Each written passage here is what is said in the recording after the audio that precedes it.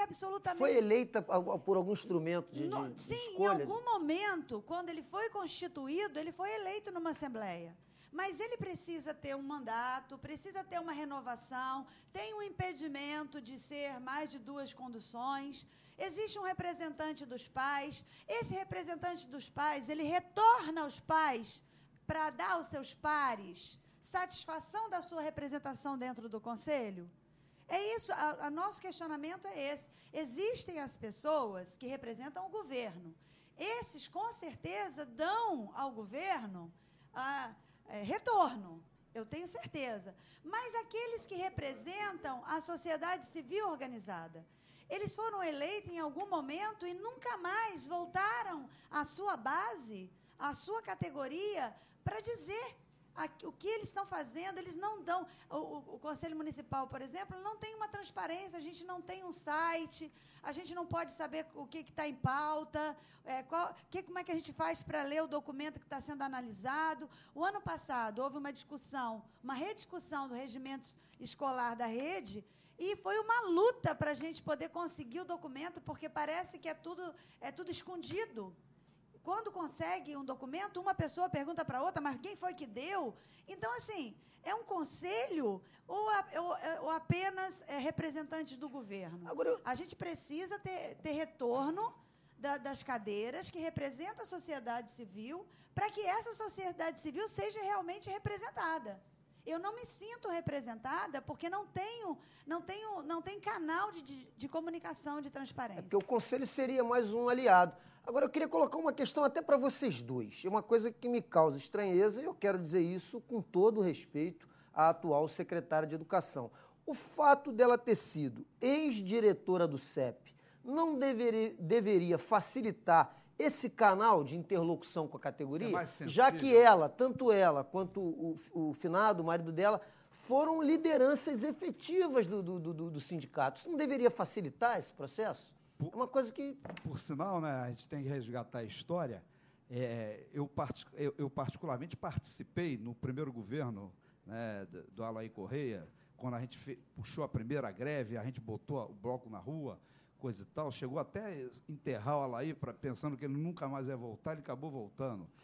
Agora, entendeu? E ela era a nossa presidente, entendeu? Então, ela deveria ter mais sensibilidade, entendeu?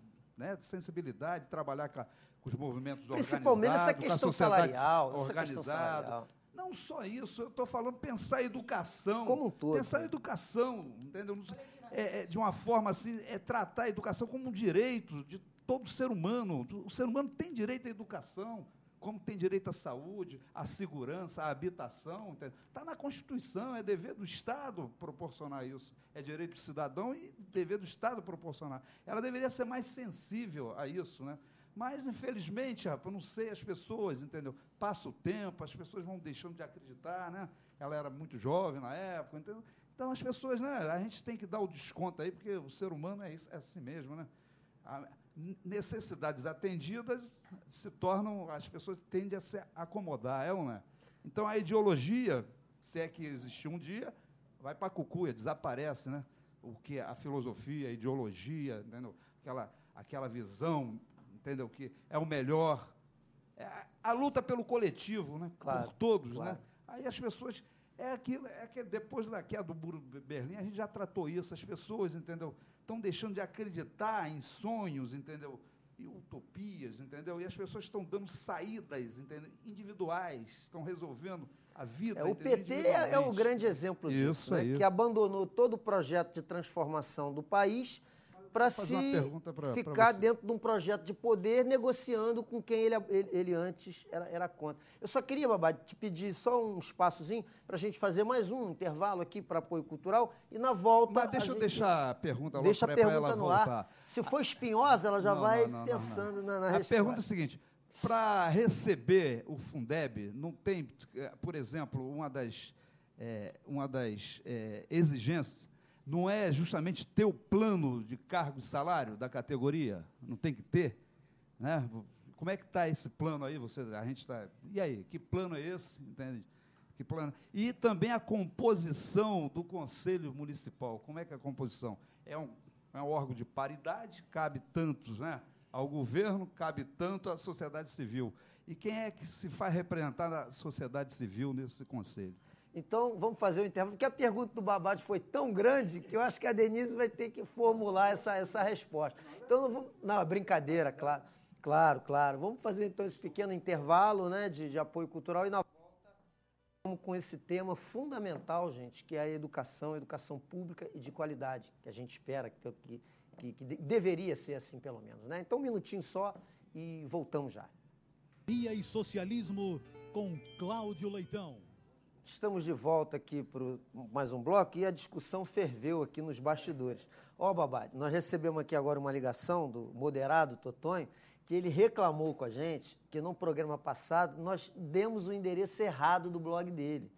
Disse que a gente quer derrubar a audiência do blog dele. Então, olha, meu caro Totonho, eu vou corrigir aqui, realmente você não sabia e eu dei errado.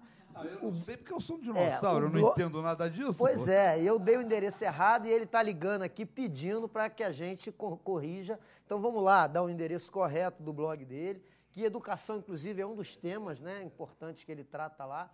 É www.jornaldototonho.com.br. Agora está certinho. Caro mestre, www... E ó, entrou uma ameaça de vírus aqui agora, tá vendo? Escutaram? Vamos ver isso aqui aconteceu aqui. Na hora do blog, de dar uma notícia do blog dele. Tem alguma coisa diferente aí acontecendo, ó, alguma coisa de vírus aqui. Vou ver isso aqui já. www.jornaldototonho.com.br. Falou, mestre? Aqui agora está correto. Então, deixa eu aproveitar rapidamente e dar aqui o endereço do blog do programa, né? E pedir lá para que a nossa professora coloque lá na relação de blog do PodGiz o nosso blog. www.cidadaniaesocialismo.blogspot.com www.cidadaniaesocialismo.blogspot.com. Ele não é um blog de notícias, né? É um blog que tem as reprises do programa e uma série de artigos que tratam aí dos vários temas. O blog dela, né? Isso aí. Enquanto a Denise responde, eu vou tentar ver aqui o que foi esse vírus aqui no nosso MSN. Olha, tem gente aqui atuando aqui. Denise, essa pergunta longa aí do Babad aí pro nosso... Sabotagem, isso aí? Não sei, vou verificar aqui agora o que aconteceu. Então, vou fazer propaganda do meu também, do nosso. Claro, né? dá o teu endereço aí. O nosso blog é só educacional, a gente só trata de temas temáticos. É blog PodGiz, em homenagem ao time, o ex-time lá dos professores do Colégio Rui Barbosa, blogpodgiz.blogspot.com. Bom, a primeira pergunta do Babad fala sobre o plano de cargos, né, e sobre o Fundeb. O Fundeb tem uma exigência sobre o plano de cargos, mas nós temos um plano de cargos. Então, assim, o município está dentro dessa exigência porque nós, professores de Cabo Frio, nós temos um plano de cargos, carreiras e salários. O que está acontecendo há uns 2 anos, 3 anos, 10 anos que a gente está nessa luta através do sindicato é tentar reconhecer a categoria, os funcionários de apoio, reconhecer aqueles companheiros que já cursaram curso superior e podem, então, ter uma progressão salarial com relação à sua formação. E também triênios, essas vantagens que o plano de cargos e alguns direitos que o plano de cargos, carreiras e salários oferece a nós, professores. Nessa reformulação, nós também solicitamos alguns outros benefícios, a questão da licença para estudos de mestrado, a questão de reconhecer, porque, por exemplo, eu comecei a trabalhar muito cedo, eu comecei a trabalhar com 18 anos, formada pelo Colégio Rui Barbosa em professora, então eu tenho 42 anos de idade, já estou quase perto da minha aposentadoria. Porém, com a nova legislação trabalhista, eu vou ter que trabalhar até os 50. Porque eu preciso agora ter, além dos 25 anos de trabalho, de contribuição à Previdência, eu preciso ter idade. O que acontece com o plano de cargos que nós temos hoje? Eu não vou progredir no plano a partir dos 25, vai estacionar, porque o plano de cargo não previa essa possibilidade. Então, a gente, na nossa reformulação, estende já que o professor vai ter que trabalhar até os 50, ele vai subir de nível depois disso, porque a gente iria até o nível 9, né? E porque era uma outra realidade. Então, essa rediscussão do plano aconteceu no ano passado, o sindicato encaminhou para a Secretaria de Educação, a Secretaria de Educação ficou de encaminhar o gabinete do prefeito, e a notícia da última Assembleia é que está no gabinete do prefeito. Então, agora depende do prefeito o envio para a Câmara.